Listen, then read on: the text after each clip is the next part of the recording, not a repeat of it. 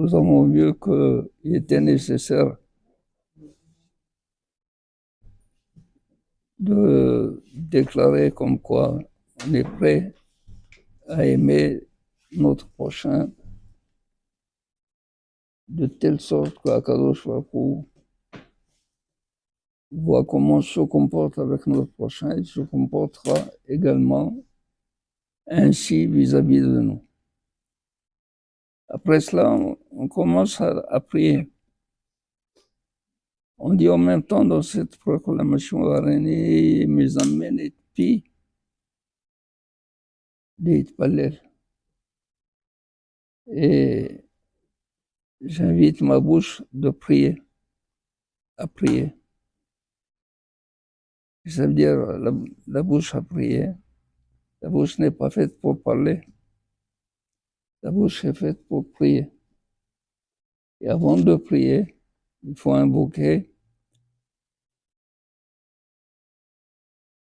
en premier l'alliance qu'a fait Akadosh Baruch Hu avec Abraham Avinu. Abraham Avinu a fait un geste extraordinaire. Quel est le geste? On lui a demandé de sacrifier son fils. Il n'a pas hésité. Après l'avoir presque sacrifié, le malach lui dit Ataya dati kiyere Elohimata. Maintenant, je sais que tu crains Dieu. C'est tout. Il vient après 10 épreuves, c'est la 10e. Il vient à peine de savoir que Akadosh Baruch Hu considère Abraham comme craignant Akadosh Baruch Hu. La crainte d'Abraham Avinu n'est pas comme notre crainte. La crainte d'Abraham Avinu, elle est inspirée par l'amour qu'il avait pour Akadosh Baruch Hu. Comme quelqu'un, quand il est attaché à un ami, ou il est attaché à sa femme, il a peur de la blesser, il a peur de lui faire de la peine, il a peur de lui faire quelque chose qui va aller à l'encontre de sa volonté, son désir. C'est ça la crainte qui est inspirée par l'amour. Une crainte qu'on appelle, que Rabbi Yehuda Levi a appelé Irat HaKavod. La crainte qui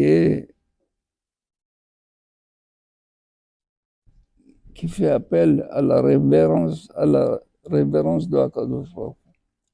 On l'appelle la crainte révérentielle, Mina Kavod. Tellement Akadosh Baruch Hu doit être glorieux aux yeux d'Abraham Avinu, qu'il fait tout pour l'aimer et ne pas du tout aller à son encontre. Alors, nous, on ne peut pas prier à Kadosh Baruch Hu, on ne peut pas venir de but en blanc prier à Kadosh Baruch Hu. Qu'est-ce que nous avons comme mérite?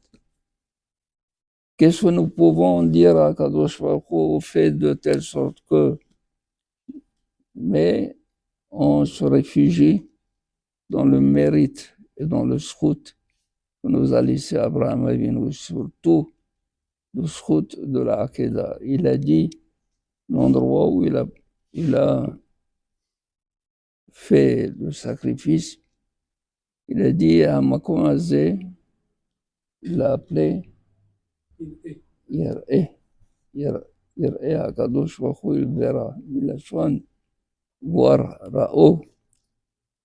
Chaque fois qu'il voit cet endroit, il se rappelle que là, il y a les cendres de Yitzhak Abinu, parce que les cendres de bélier rappelaient les cendres de Yitzhak Abinu. C'est Yitzhak Abinu qui aurait dû être brûlé.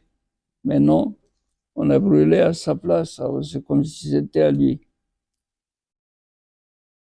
Pilou efrot sabour umunah legabé mizbeah. Tu n'as qu'à voir comme si les cendres Abraham Avinu s'est rassemblé et déposé à côté du Mizbeah. Et alors, t'habites, quand tu les verras, fais de telle sorte que les Gezerot, Kachot, Beraot, nous soyons épargnés de ces décrets mauvais, de ces persécutions, de ces souffrances. Pourquoi? Parce qu'Abraham Avinu aussi, il a souffert pour nous. Il a souffert pour que nous soyons épargnés de souffrances. Et voilà pourquoi, d'abord, avant de prier, parce que nous n'avons pas de schuyot, nous n'avons pas de mérite auquel nous devons faire appel. Alors on fait appel au mérite d'Abraham. Pas seulement le mérite, mais l'alliance que Akadosh Baruch Hu avait tranchée avec Abraham Avinu. זהו רבותיי, תזכו למצוות.